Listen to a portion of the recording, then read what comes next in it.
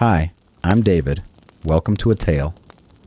Once a week on this channel, we tell a true story from history, the kind I stay up too late reading about, told slow enough to fall asleep to. Tonight's story is close to home for us, because this little channel family takes its name from the Almanac, the book people once kept beside their beds, full of stars and tides and weather. Tonight is the true story of the man who made some of the best loved almanacs in early America. Benjamin Banneker, a farmer born free in Maryland in 1731, who taught himself the sky. And I will tell you right at the start that his story ends gently. An old man, at peace on the farm where he was born, his work done and answered with respect. Everything you will hear is documented, and the sources are listed below. There are no ads waiting to wake you. So settle in, get warm, and let an old story keep you company. Good night. Close your eyes now, if you like. This is a story, and it is true. And it asks nothing of you, except that you lie still and let it happen. And before we begin it, let me give you the ending, so that you can hold it the whole way through, the way you hold a rail on a dark stair. Tonight the ending is a gentle one, and it belongs by a bedside, which is where you are. There was once a man who stayed up all night on purpose for years so that other people could sleep easy and plan their days. He was born free on a small tobacco farm in Maryland at a time when almost nothing about the world was arranged in his favor, and he lived his whole life on that farm and left it in any way that counts exactly once in his 60th winter on an errand you will hear about when a brand new country needed its capital found by starlight. He never needed to go anywhere else because he found a way to bring the whole sky down to the farm. He taught himself, with almost no help, nearly everything he knew. As a young man, he built a clock out of wood with a pocket knife, having seen the inside of exactly one watch in his life, and the clock kept the hours and struck them, and went on keeping and striking them for more than 50 years. Past the age when most men of his century were done, he borrowed some books on astronomy and taught himself the mathematics of the heavens, and caught the famous authorities contradicting one another, and called an eclipse correctly all the same. He helped fix the boundaries of a brand new capital city by watching stars cross the night sky over a river, so that if you have ever stood in Washington, you have stood inside lines he helped draw by starlight. He wrote almanacs, the little books people kept beside their beds, and every figure in them was his own. And once, quietly, courteously, and without raising his voice, he wrote a letter to the most powerful pen in America and said the thing that needed saying, and history has kept his letter ever since. And at the end of it all, he died the way this channel would wish for anyone. An old man, past 70, on a soft October day, on the land where he had been born, after a morning walk at peace. I will tell you now, so that nothing ambushes you later. After he was gone, past all harm, a fire took his little cabin, and the wooden clock with it. You will hear that part near the end, told gently, and you will see, when we get there, that it takes nothing that matters. The clock had already done its work. So had he. So hold that. Nothing in this story can go wrong in any way that lasts. The man sleeps warm at the end of it, and the sky he watched is the same sky over your roof right now, still keeping all his appointments. You know the harbor. Let the ship take its time. He was born on the 9th of November in the year 1731 in Baltimore County, Maryland, on a farm in the valley of the Patapsco River, and the first thing to know about him, the thing that shaped every other thing, is that he was born free. That was rare, and it was not an accident. It was the work of 2 generations of stubborn, careful people, and the family told the story of how it happened, and I will tell it to you the way they told it, with a gentle warning first.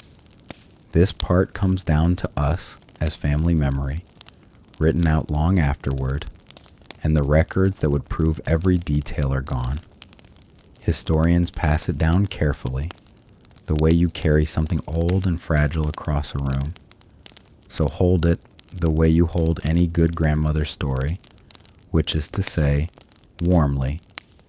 His grandmother, the story goes, was an English girl named Molly Welsh, a servant on a dairy farm, who was accused of stealing a pail of milk that, she always said, a cow had simply kicked over. For the price of that spilled milk, she was shipped across the ocean to Maryland and served out 7 years of indenture in the tobacco fields. And when she was free, she did an astonishing thing. For a woman alone in that century, she rented a scrap of land and farmed it herself, and saved, and in time she bought a small farm of her own by the Patapsco, and she bought 2 enslaved African men to work it, because that was how labor was bought in that place and that century. And then, and here the story turns into the reason we are here tonight, she freed them both. One of them was a man the family remembered as Banneker, who was said to have been the son of a chieftain in his own country, a dignified, thoughtful man who understood weather and water and growing things.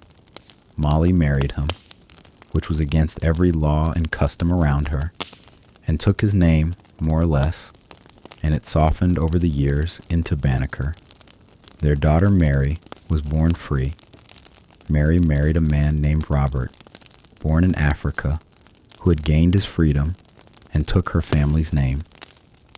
And on a November day in 1731, Mary and Robert had a son and named him Benjamin. So that is what stood behind the boy, a grandmother who crossed an ocean over a pail of milk, a grandfather remembered as a chieftain's son, and parents who had, between them, pulled freedom out of a century that did not hand it to people like them. The Bannekers were free, and they had it in writing, and in that time and place, paper was armor, and they knew it.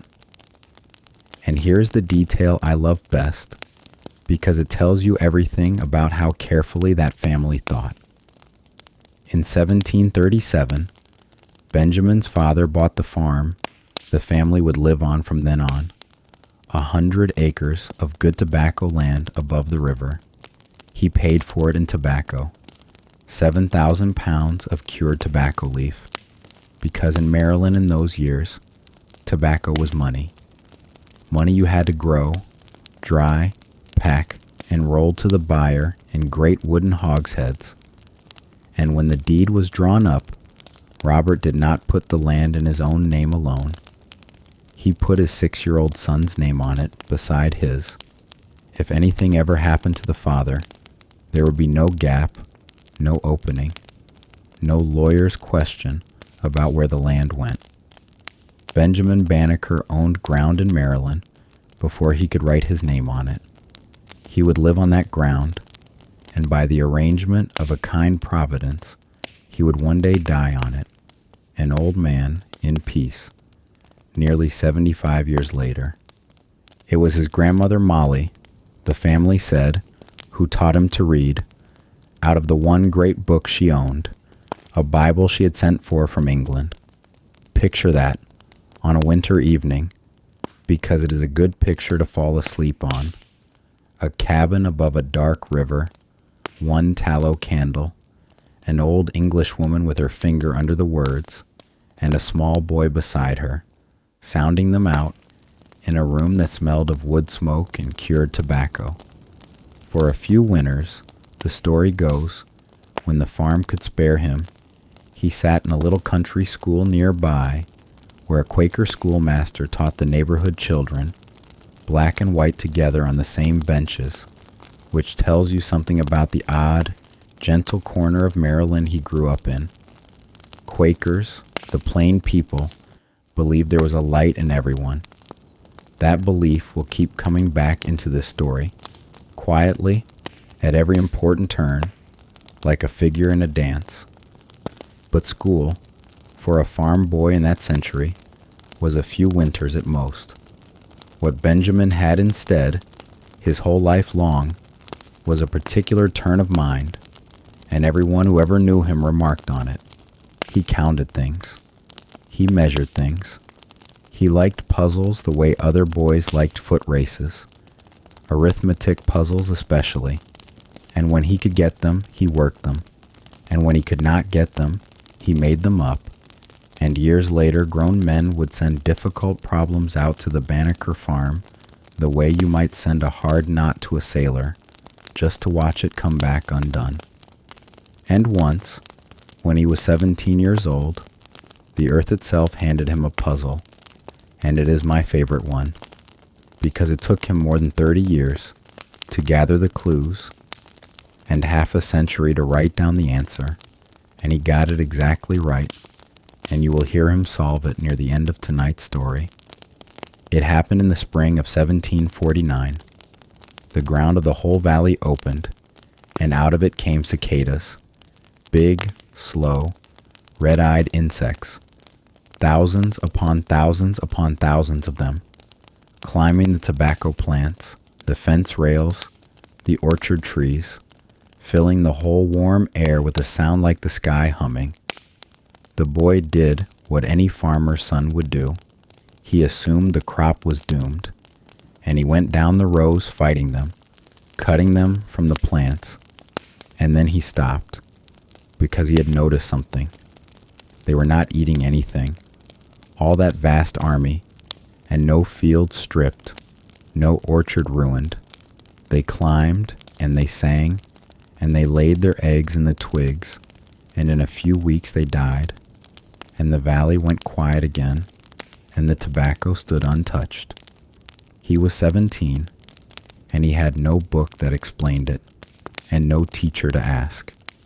So he did the only thing he could do, and it was the thing he would do all his life. He remembered. He filed it away, whole, and waited for the world to show him the pattern again. Keep those cicadas somewhere warm tonight. They are asleep under the valley for now, 17 years worth of sleep, and they will come back 3 more times before this story is done, and the last time they come, an old man will be waiting for them with a pen.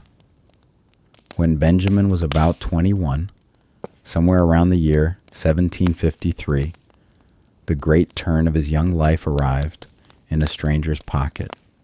The story of how it happened comes down through the family and the neighbors, and it goes like this. A traveler passing through the valley showed him a pocket watch, and seeing how the young man looked at it, did a generous thing. He lent it to him. Now understand what a pocket watch was on the Patapsco in 1753. Nobody in the Banneker family's world owned such a thing.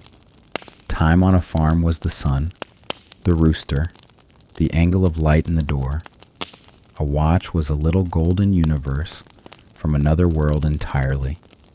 The finest machinery most people in the colonies would ever lay eyes on, and nearly all of it made across the ocean.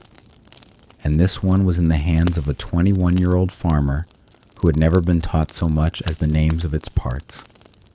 He took it apart, slowly, carefully, on a table, laying each wheel and pin down in order like a man setting a supper table. He made drawings of everything, how each toothed wheel bit into the next, how the whole singing arrangement divided a day into hours and hours into minutes.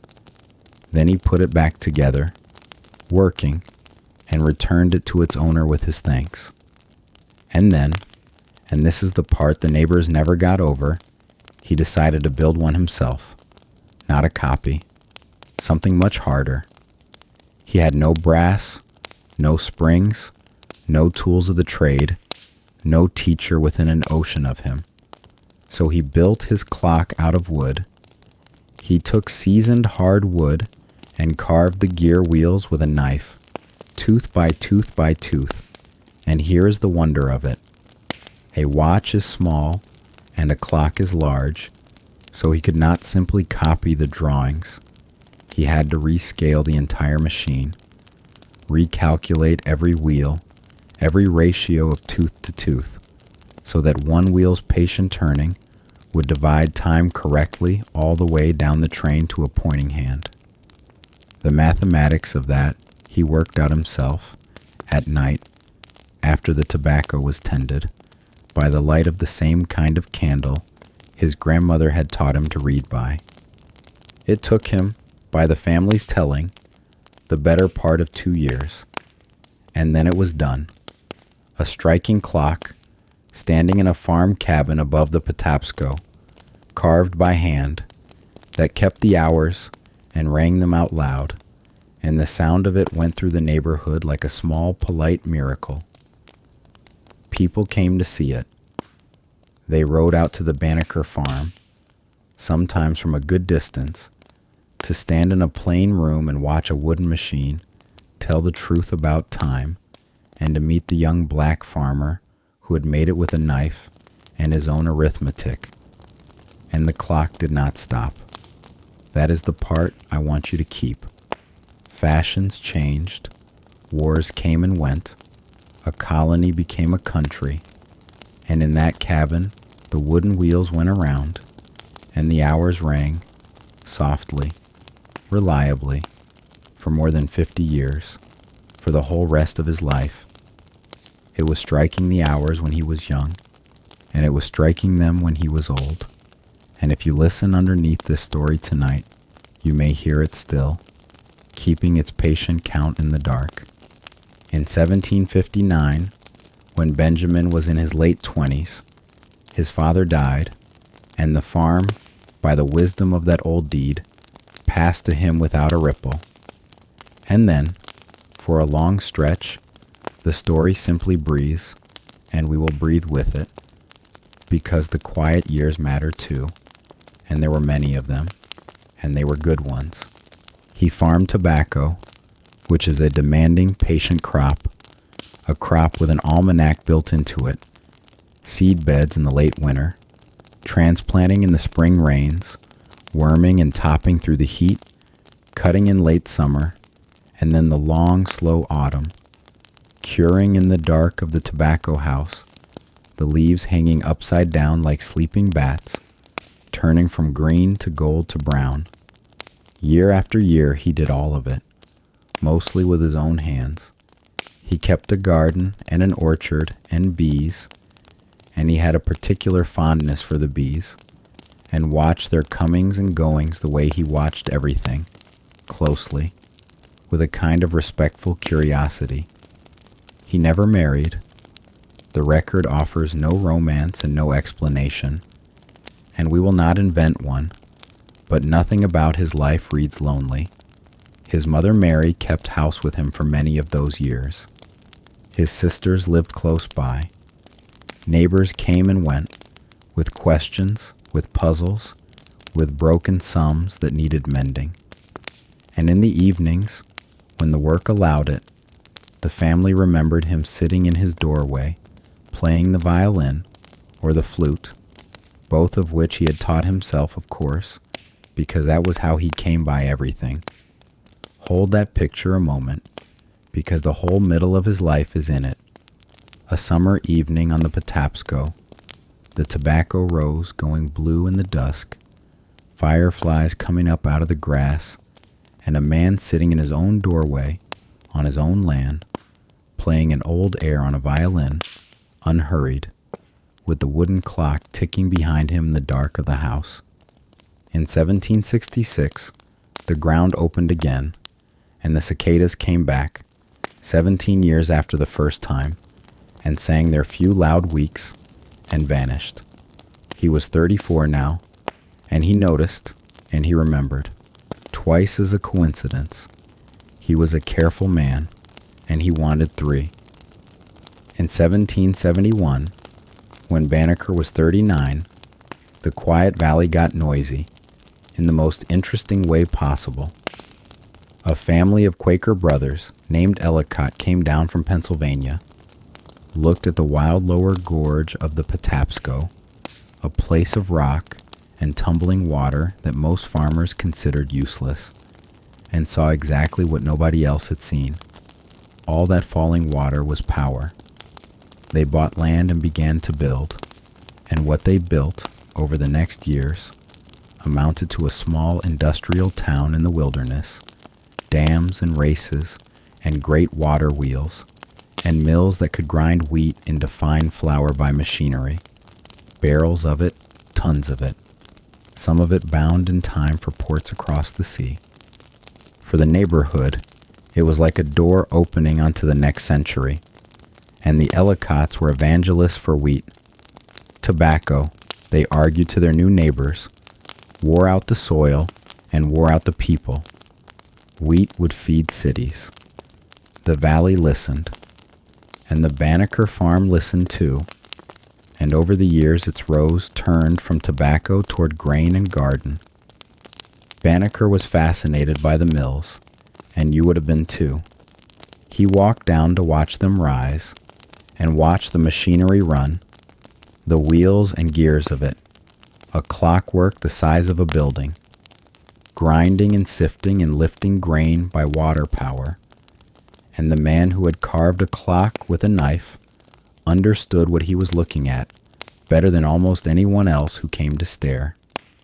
He sold the mill workers provisions from his farm, vegetables and poultry and honey, and at the Ellicott store, where the whole valley now traded and talked, the plain people and the watchful farmer found each other easy company. Quakers again, you notice. The same faith that had taught the neighborhood children on one bench now built its mills beside his farm, and the friendship that mattered most in his whole life walked in with it. Because one of the Ellicotts, a son of the family named George, was a particular kind of person, young, warm, brilliant, and in love with the night sky. George Ellicott was almost 30 years younger than Banneker, and it made no difference at all.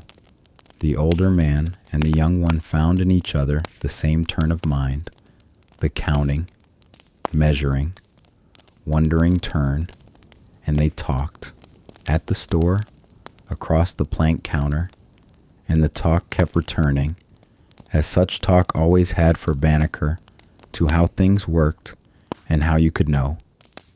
And so we come to the borrowed books and to one of the gentlest, late blooms in the history of science. In the autumn of 1788, when Benjamin Banneker was 57 years old, George Ellicott rode over to the farm with a loan. He brought astronomy books, the real thing, the working tools of the science of that day. Among them, James Ferguson's great text explaining the heavens on Newton's principles, and Leadbetter's tables for computing the motions of the moon and planets, and the tables of Tobias Mayer. And he brought instruments, a telescope, drafting tools, and a sturdy work table to spread it all out on. He left them all with his friend, promising that when he next had a free evening, he would ride back over and explain how the books worked, where a beginner should start, what the hard parts were. And then, in the way of busy young men, he did not find the free evening. Weeks went by, and months, and when at last he did ride back to the farm, he discovered the most wonderful thing a teacher can ever discover, which is that he was too late. The student had gone on without him.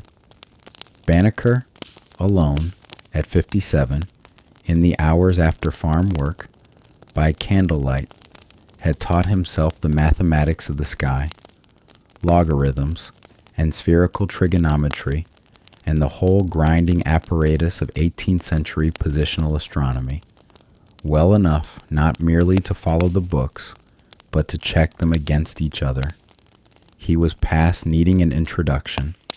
He had questions instead, and some of his questions had teeth, because in working through his two main authorities, he had found places where Ferguson and Ledbetter did not agree with each other, and he had sat there, a farmer at a farm table, weighing one famous London expert against another, and working out for himself where the truth lay between them.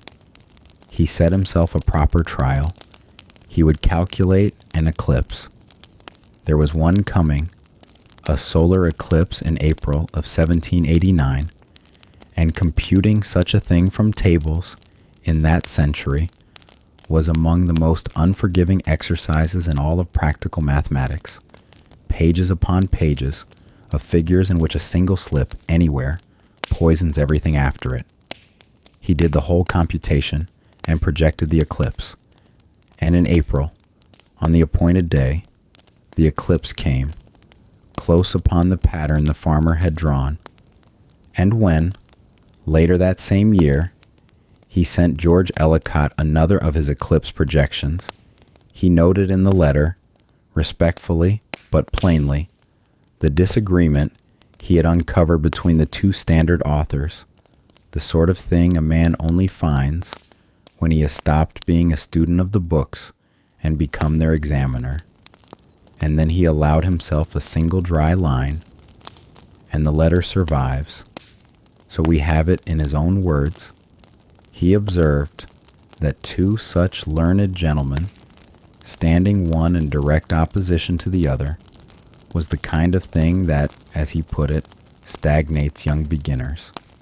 He was the young beginner in question. He was 57 years old, and he was quietly correcting the textbooks. Hold the size of that for a moment, the way he would have wanted it held. No professor had trained him. No academy had admitted him. He was a black tobacco farmer in slavery-era Maryland, and he had reached up, alone, with borrowed books, and caught the actual sky in his two hands. It was the beginning of his second life, and he was about to live it in front of the whole country. In 1790, the new United States, having argued about it in the way the new United States argued about everything, decided at last where its permanent capital would be, on the Potomac River, in a federal district shaped as a square, 10 miles on a side, tilted like a diamond over the meeting of two rivers. And early in 1791, the work of actually drawing that square on the real earth, through woods and swamps and farmland, was given to a Quaker surveyor of national reputation named Major Andrew Ellicott, a cousin of Banneker's friend George. Now, drawing a great exact square on the face of a turning planet is not done with a long ruler. It is done with the sky. You must fix your starting point by the stars, and check your lines by the stars, night after night, which means a boundary survey of that size needed something rather particular.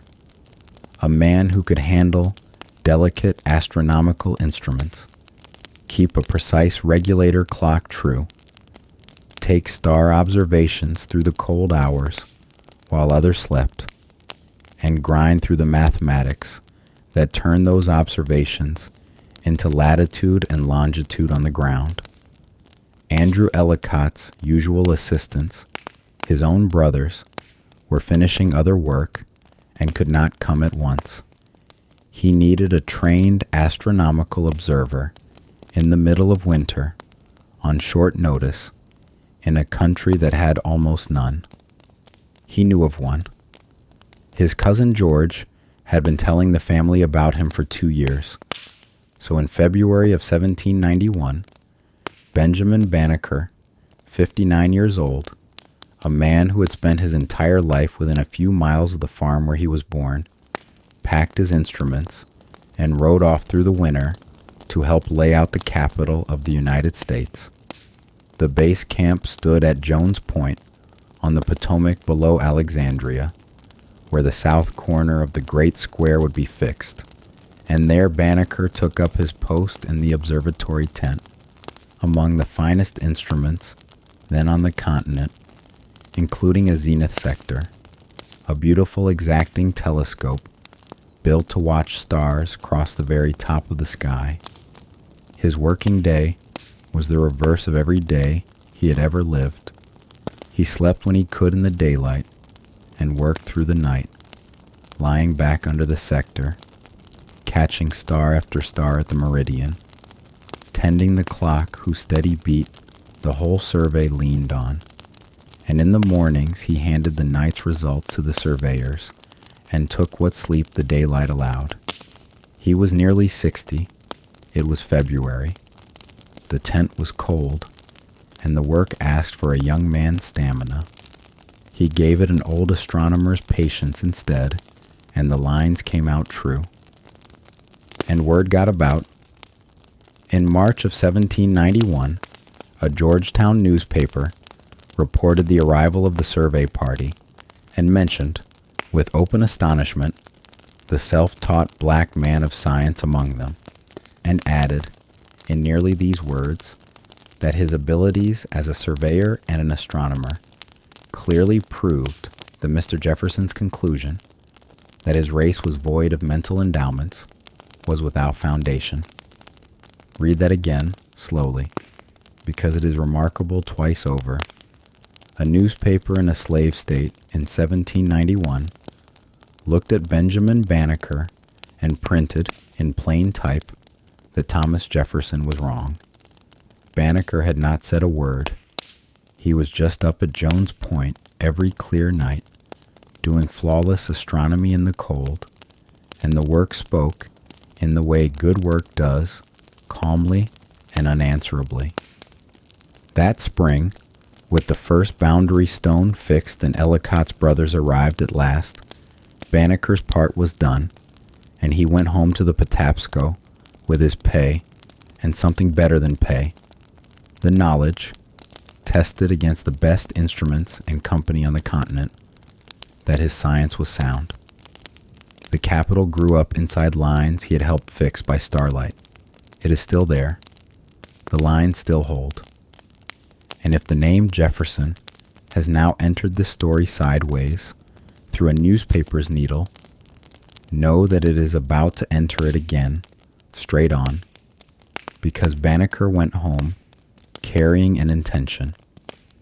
Home again in the spring of 1791, Banneker went back to the borrowed work table and finished the great work of his year, a complete ephemeris for 1792, the whole almanac's worth of sky, every sunrise and sunset, every phase of the moon, the risings and settings of the planets, the eclipses to come, every line of it calculated by his own hand.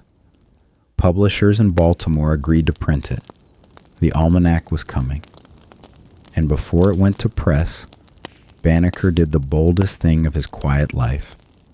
He made a fair copy of the entire manuscript in his own careful handwriting, and he sent it, in August of 1791, to the Secretary of State of the United States, Thomas Jefferson, at Philadelphia, with a letter.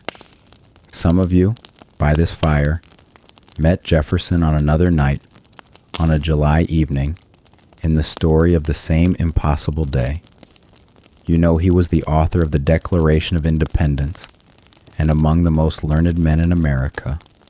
He was also the author of published words in which he had set down his suspicion that black people were inferior in mind, and he was the owner of enslaved human beings, and everyone in America knew all of these things at once.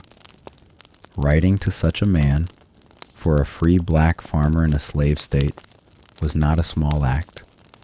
Banneker was 59, and he measured his words the way he measured everything, and what he sent was one of the earliest direct challenges to Jefferson's racism from a black man of science that history holds. And its power, the reason it is still read more than 2 centuries later, is that there is not one raised word in it.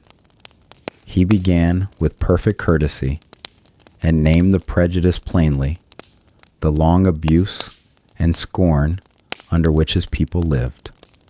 and he named himself plainly too, with a quiet pride the sentence still carries after 2 centuries.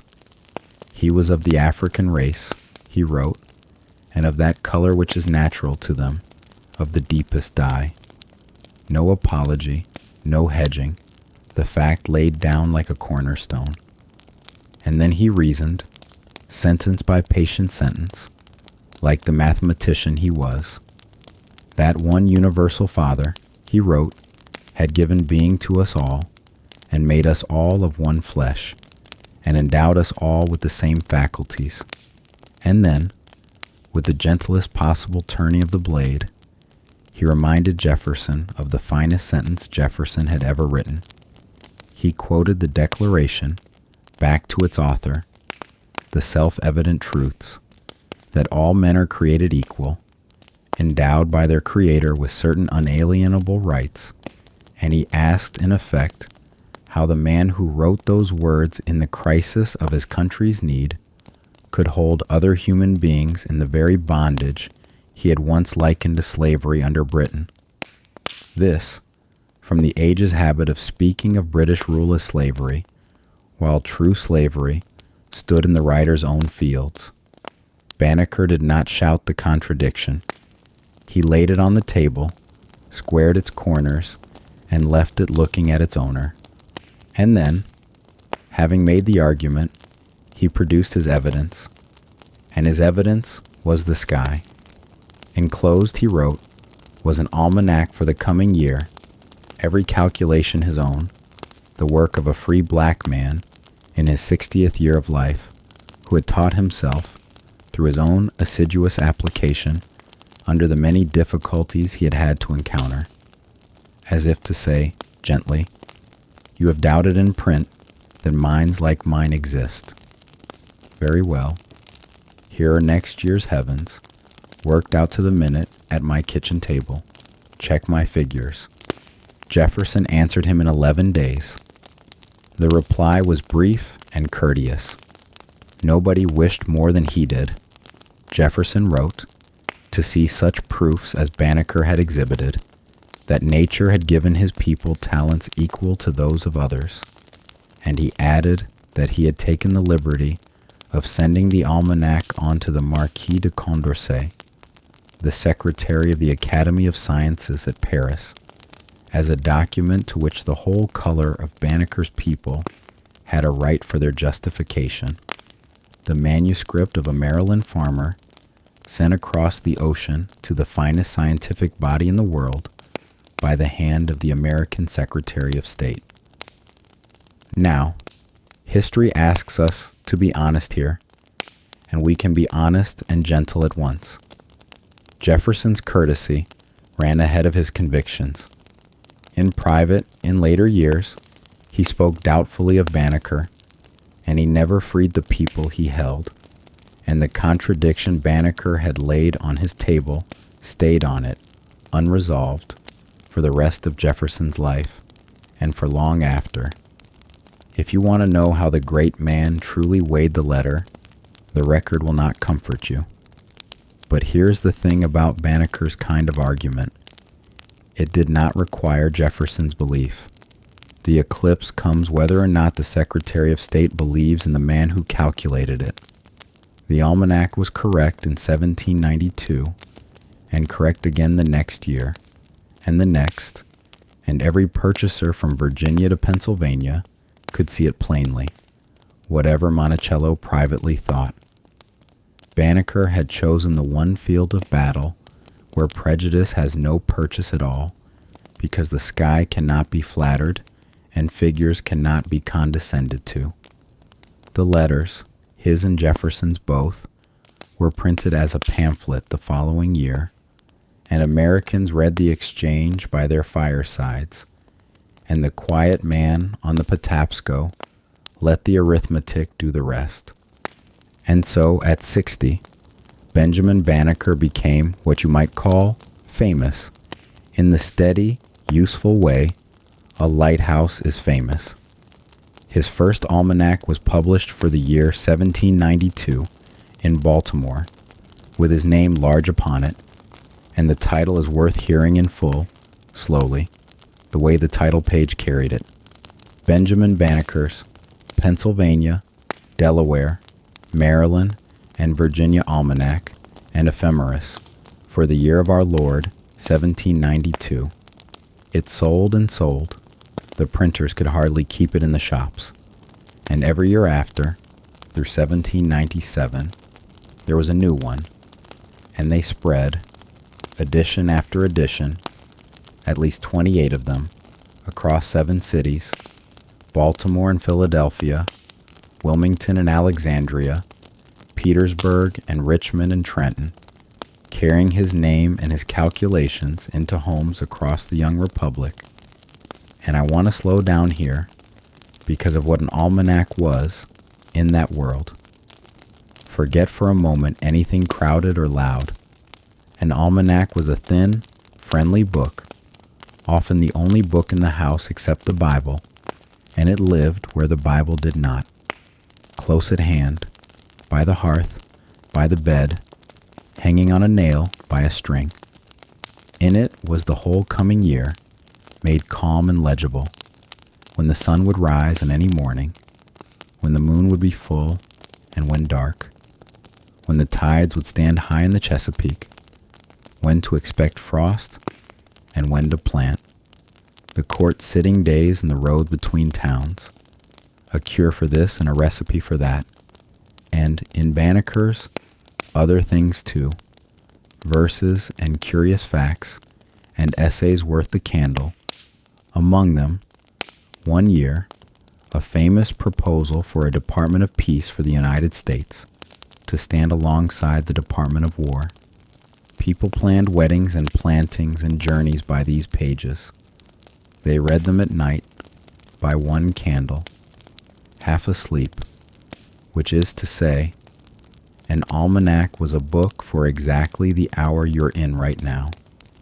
And in those years, if you lifted the latch of a farmhouse almost anywhere from Virginia to Pennsylvania, the little book by the bed, promising tomorrow's sunrise to the minute, was as likely as not the work of a free black man on 100 acres above the Patapsco, who had checked every figure twice at an oval table by candlelight.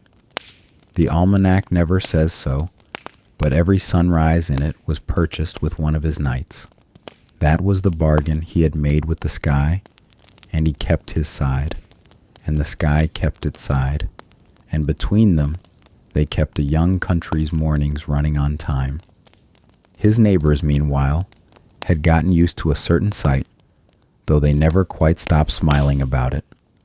On clear nights, an old man in a great cloak would come out of the cabin on the Banneker place and lie down on the ground, sometimes under his pear tree, flat on his back like a boy, and stay there half the night, or all of it, watching.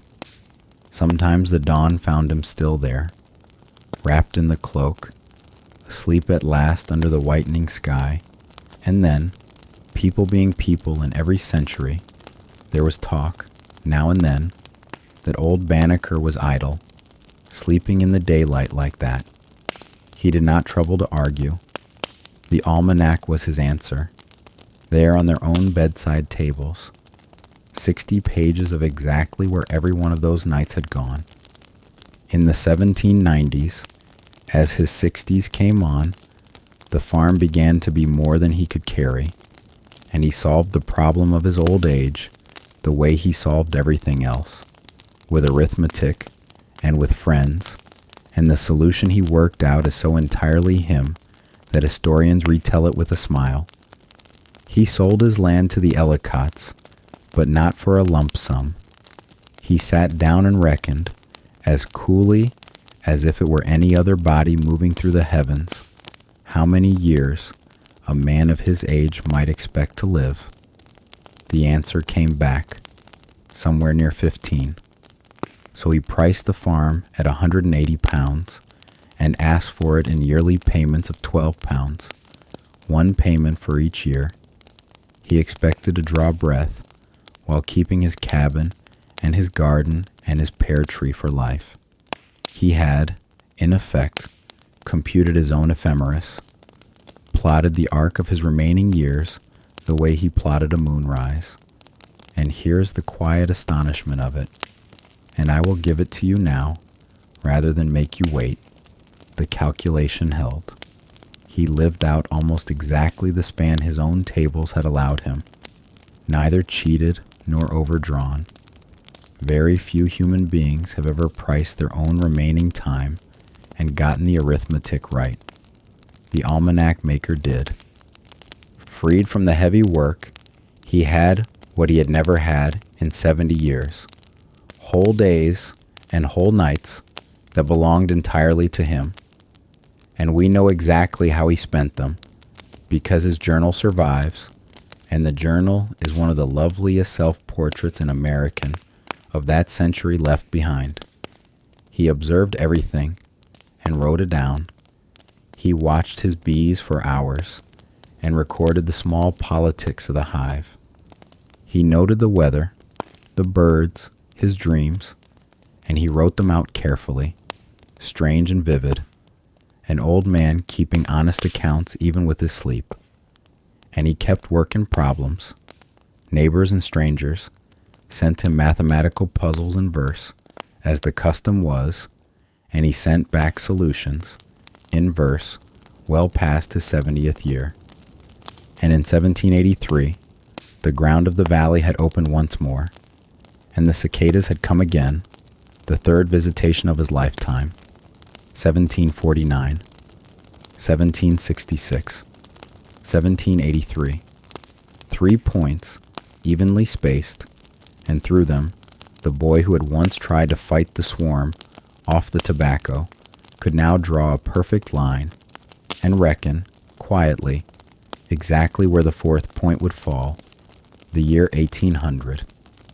And in the year 1800, right on that schedule, the valley hummed.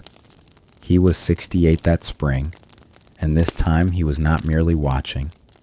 He took up his pen and wrote it into his journal, in his own hand, the whole half-century of it, that the first great locust year he could remember was 1749, when he had feared for the crops, that they had come again in 1766, and again in 1783, and that, as he ventured to put it, their periodical return was 17 years.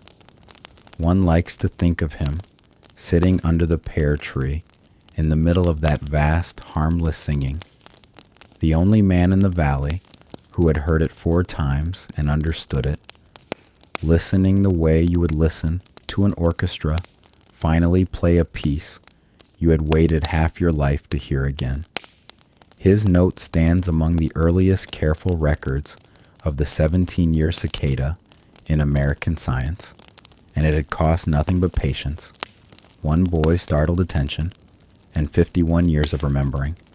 That was his method, in the end, for everything.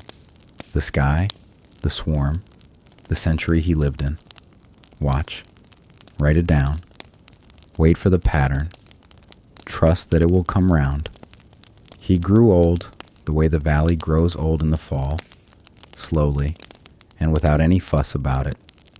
In his last years, he was a famous man who lived exactly as he had always lived. Visitors sought out the cabin now, travelers and admirers, and found a courteous, gray-haired old gentleman in plain dress, glad to show them the wooden clock, still ticking in its corner after half a century, still striking the hours it had first struck when the country was 13 colonies. His hair had gone white. A friend described him in those years as a fine-looking old man, full of dignity and gentleness, and the neighbors' children knew him as the keeper of a house full of wonders. On a morning in October of 1806, a few weeks short of what would have been his 75th birthday, he felt well enough to take his usual walk and went out into the autumn hills he had walked for 3/4 of a century. On the walk, as the family told it afterward, he met a neighbor, and they talked a while, and he mentioned that he felt unwell, and turned back toward the cabin he had been born on the land of, and lay down on his couch, and before the day was out, quietly, he died. No storm, no long fading, no fear that the record kept any trace of. A walk, a conversation, his own roof, his own couch, an October afternoon. Of all the calculations he ever made, his last rest was the gentlest. They buried him 2 days later, a few steps from the cabin, in the family burying ground on his own land, with the neighbors gathered, black and white together, the way his corner of Maryland had always half managed to be. And it was there, while they stood at the grave, that the strangest moment of this whole story happened, the one I promised at the beginning to tell you gently, and to rob of its sting before it came. As the burial was ending, the family remembered, someone looked up, and the cabin was on fire. It burned quickly, and it burned entirely, and no one ever learned how it started. The furniture, the books, the papers of a lifetime, and the wooden clock, 50 years of faithful hours, all of it went up together on the very day the maker went into the ground, as though the little house had simply declined to go on without him. I promised you, it takes nothing that matters, and here is why that is true. Banneker had settled his affairs with his usual precision, and almost at once after he died, before the funeral, before the fire, a nephew gathered up the borrowed things, George Ellicott's books and instruments, and the sturdy work table, and carried them down the valley, home to the friend who had lent them. And Banneker's own manuscript journal went with them, the observations, the bees, the dreams, the cicadas, the whole record of his mind, out of the cabin and into the one pair of hands he trusted most. It is why we can still read him today. Nearly everything we know of his inner life rode out of that farm ahead of the flames, on a borrowed shelf, back to the friend who had started it all with a loan of books. The clock was lost, it is true, but the clock had never missed an hour in 50 years, and it did not really miss this one. Its work was finished. Think of the fire, if you think of it at all tonight, the way the family seems finally to have thought of it. The tools went home, the record went to safekeeping, and everything else went with its maker, all on the same quiet October day, leaving the valley and the story at rest. The Ellicotts and his sister saw to what remained. The pamphlet of his letter to Jefferson stayed in print. The almanacs stayed on the shelves and bedside tables of the young republic, and the sky over the Patapsco, which is the part of him you can still visit, went on exactly as his table said it would. So, let the story settle now, the way the valley settles after harvest, into the long warm dark, a grandmother and a pail of milk, and an ocean crossed because of it, a chieftain's son remembered in a family's name, 100 acres bought with 7,000 pounds of tobacco, and a 6-year-old's name written carefully onto the deed, a boy with his finger under the words of a Bible by one candle, 17-year cicadas, filed away whole in a boy's memory, like a letter to be opened in old age, a borrowed pocket watch, taken apart on a farm table like a supper being laid, and 2 years of carving, and then 50 years of wooden hours wrung out over the tobacco rows, a violin in a doorway at dusk, mills rising in a wild valley, and a young Quaker with an armful of books he never had time to explain and never needed to, an eclipse arriving on a farmer's schedule while the great textbooks quarreled with each other, a cold observatory tent above the Potomac, an old man lying back beneath the zenith sector while a capital city gathered itself around his stars, a letter to Philadelphia with not one raised word in it, and next year's heavens enclosed as evidence, an answer in 11 days, and a manuscript on its way to Paris, 6 years of almanacs by 10,000 bedsides, a pear tree, a cloak, a man flat on his back on his own land under the whole wheeling sky, the cicadas, right on time, in the year 1800, a walk on an October morning, a quiet couch, and the tools going home to a friend, ahead of the fire, carrying the record of one of the most patient minds America ever grew. He was never in a hurry, not once in 74 years, and he was never late. That is the whole trick of him, and you may borrow it tonight. The pattern comes round. The eclipse keeps its appointment. The cicadas keep theirs, 17 years to the spring. The sun will rise tomorrow at a particular minute, and here is a thing worth falling asleep on.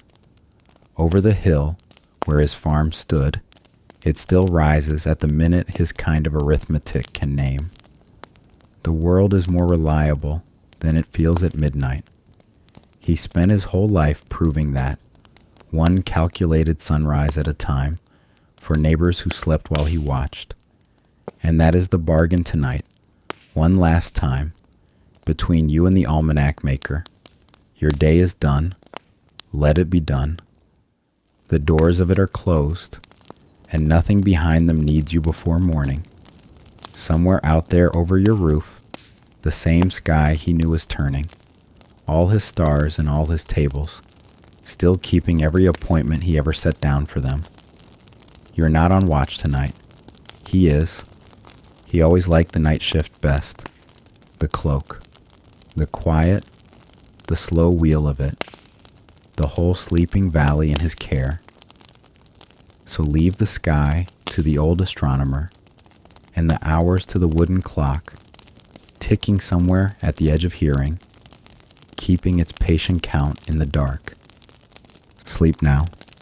Good night. History will keep till morning.